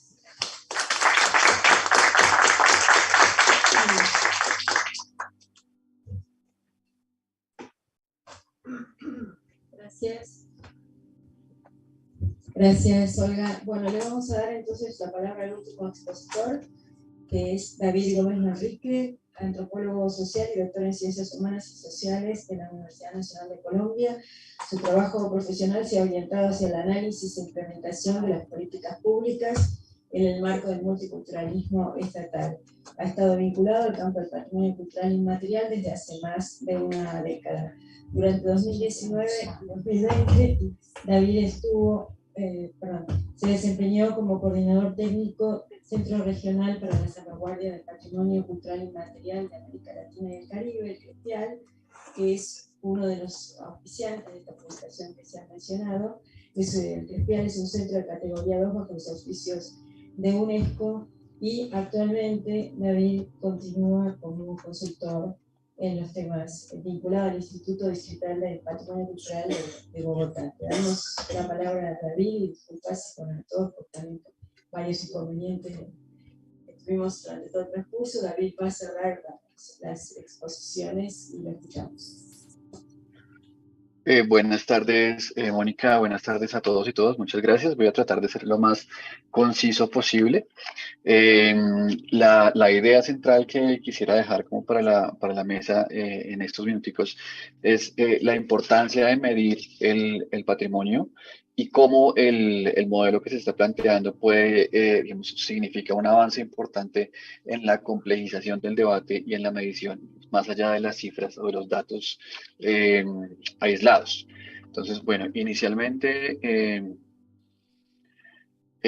una presentación muy rápida del CRESPIAL. El CRESPIAL es el Centro Regional para la Salvaguardia del Patrimonio Cultural y Material de América Latina. Es un centro de categoría 2 de la UNESCO, tiene sede en Cusco, Perú, y funciona desde el 2006 gracias a un acuerdo entre el gobierno peruano y la UNESCO. Y su objetivo es acompañar a los países de la región en la implementación de la Convención para la Salvaguardia del Patrimonio Cultural Inmaterial.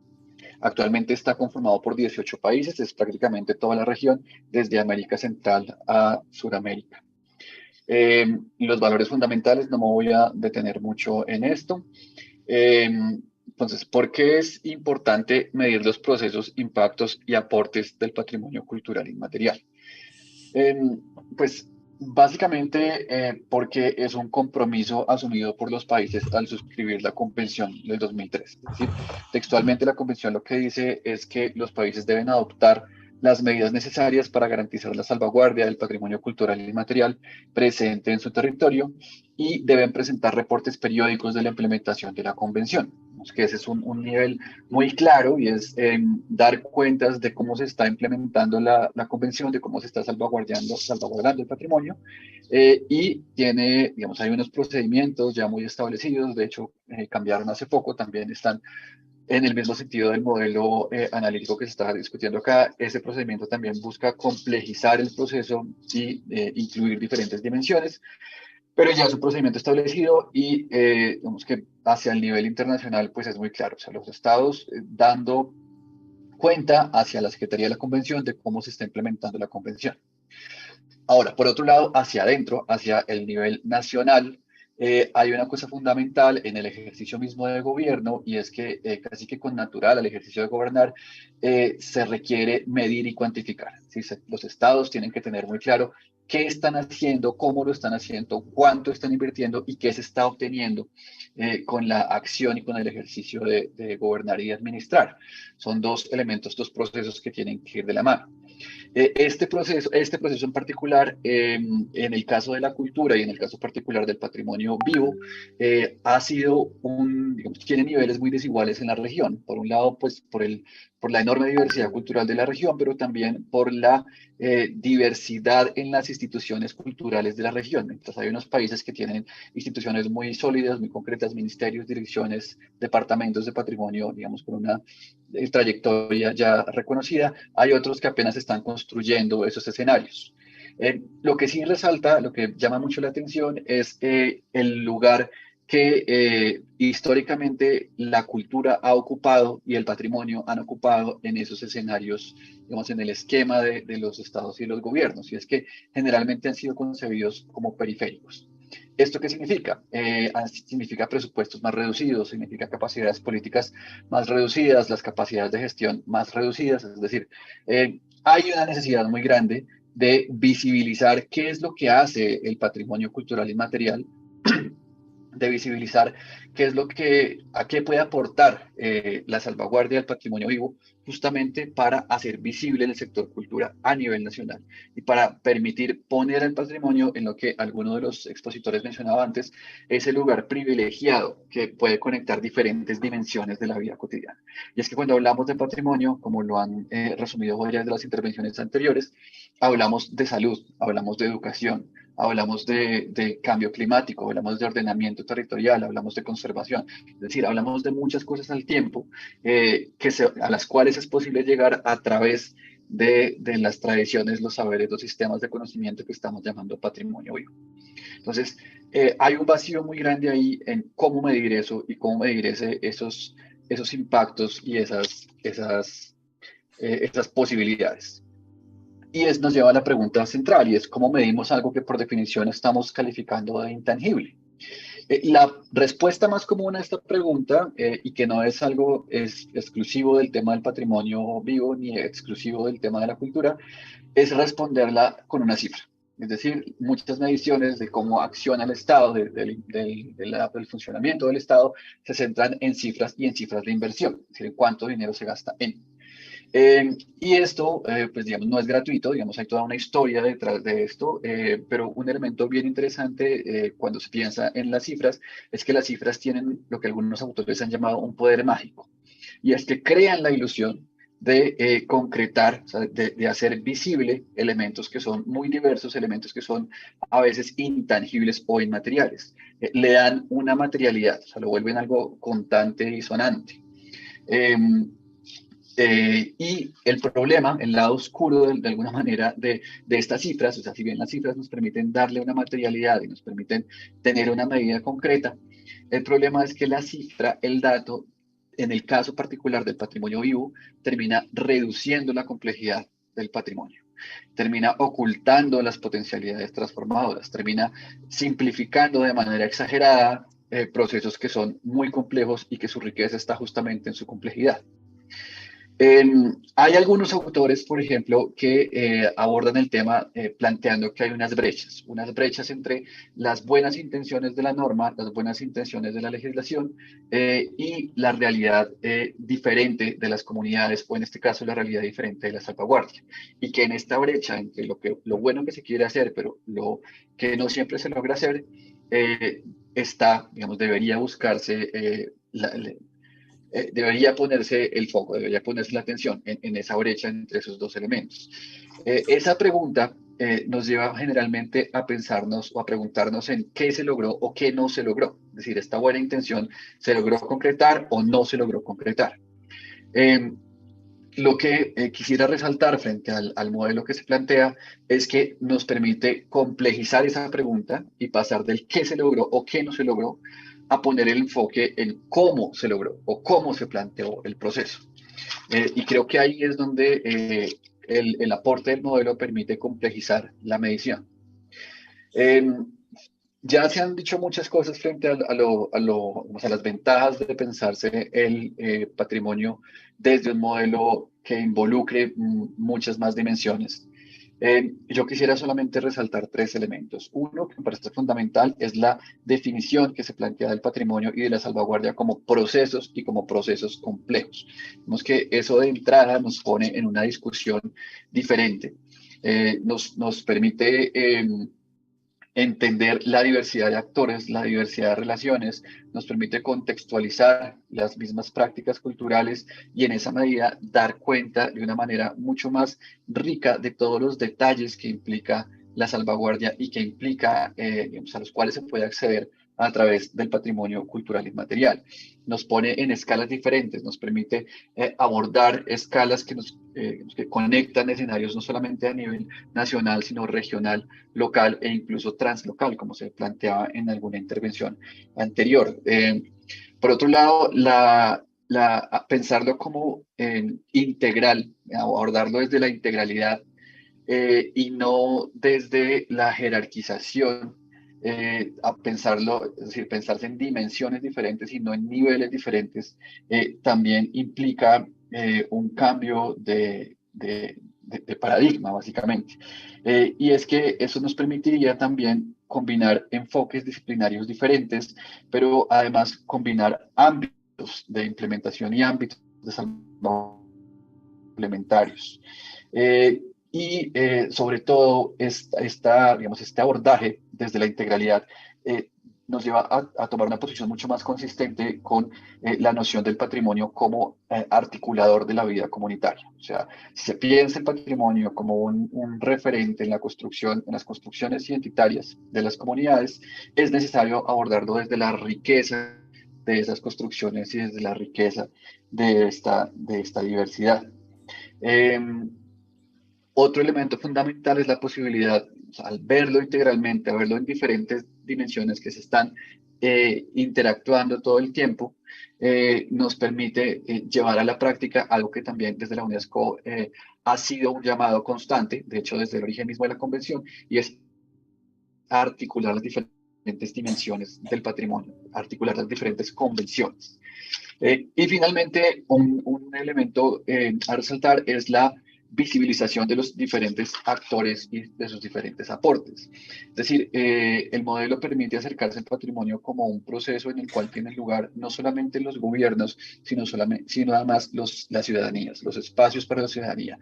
Creo que las intervenciones anteriores han sido muy claras en eso, han ilustrado de manera muy oportuna cómo la salvaguardia no es un proceso que se haga desde los gobiernos, sino que es un proceso que tiene que tener una base comunitaria más allá de los gobiernos de turno. Hay un concepto fundamental que me parece que encierra mucho del potencial del modelo y es la idea de los intersaberes, que también se ha mencionado en varias ocasiones y que quisiera retomar porque me parece que es muy consistente justamente con este postulado de comunidades en el centro de la salvaguardia y en el centro del patrimonio. Comprender que el patrimonio puede ser un proceso para enseñar, pero al mismo tiempo para aprender, como lo decía Livia Luz, nos lleva a otra dimensión en el análisis y en la comprensión de la salvaguardia. Muy rápidamente, ya para cerrar, algunas de las posibles oportunidades que encierra el modelo y que sería interesante poder profundizar en otros escenarios son, por ejemplo, las acciones de salvaguardia multinacionales, uno de los grandes retos en el abordaje de la salvaguardia, específicamente desde lo que ha desarrollado el centro, y es que frente a estos abordajes diferenciados, esta implementación diferenciada de la convención, es necesario pensarse modelos articuladores o lenguajes comunes que permitan generar estas sinergias entre los diferentes niveles, no solamente entre los diferentes niveles del gobierno, sino entre los diferentes actores de la sociedad.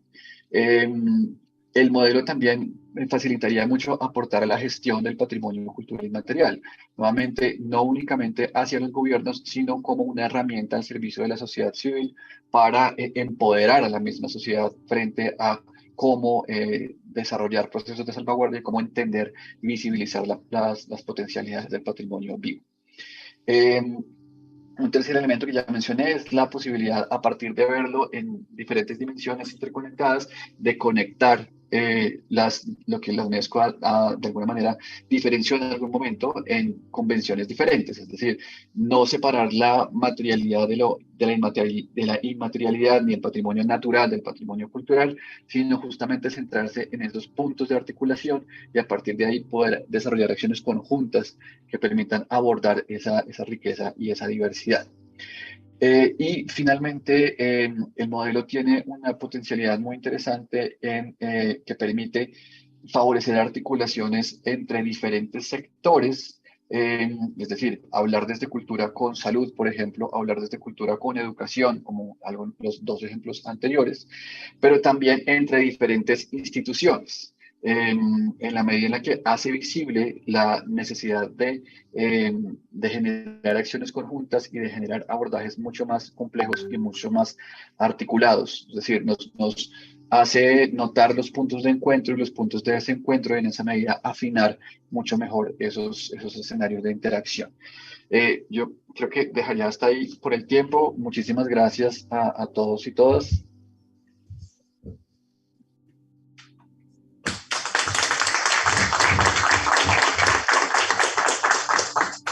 Bueno, lamentablemente vamos a tener que cerrar aquí porque tenemos que entregar la sala y entonces tuvimos un inicio retrasado por el terremoto en México, las conexiones, etcétera, etcétera.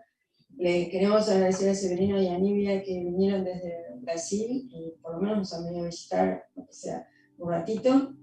Y por supuesto a Olga, iba a decir eso justamente, a Olga que acaba de llegar ayer desde Montevideo y nos está visitando también, a Patricia que vino desde Rosario directamente acá al Centro Kirchner para hacer su intervención.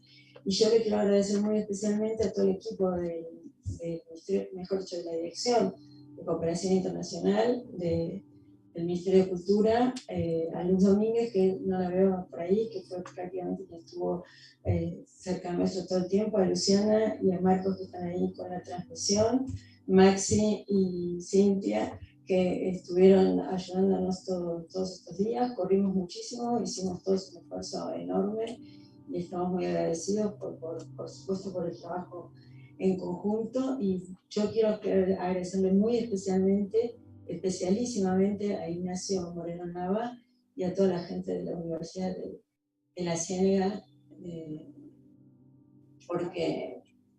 porque realmente en el medio de un terremoto de 7.5 de ayer y una sacudida de hoy, no obstante todo eso, salieron del edificio, tuvieron que evacuar el edificio, volvieron al edificio y nos están haciendo la transmisión por YouTube para que todos y todas podamos asistir a este evento y cumplir los objetivos de la conferencia, de los eventos paralelos de la conferencia MundialCult 2022, que es precisamente hacer estas intervenciones, subirlas a la plataforma y que colegas que están en distintas partes del mundo puedan verla. Y eso, decididamente, hoy es un agradecimiento especial a los colegas mexicanos, a los que veremos el próximo viernes, la semana próxima. Estaremos con la segunda sesión allá en la sede de Coajimalpa de la Universidad Autónoma Metropolitana.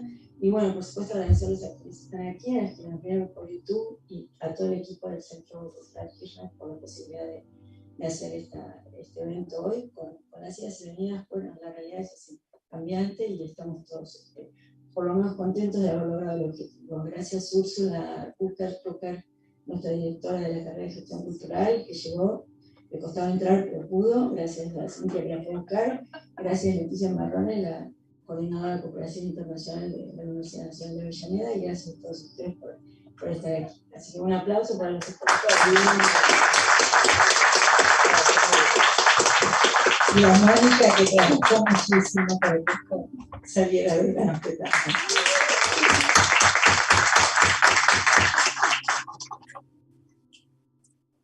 Sacar uma foto. ¿Tienes que sacar una foto? Sí, sacar una foto. Bueno.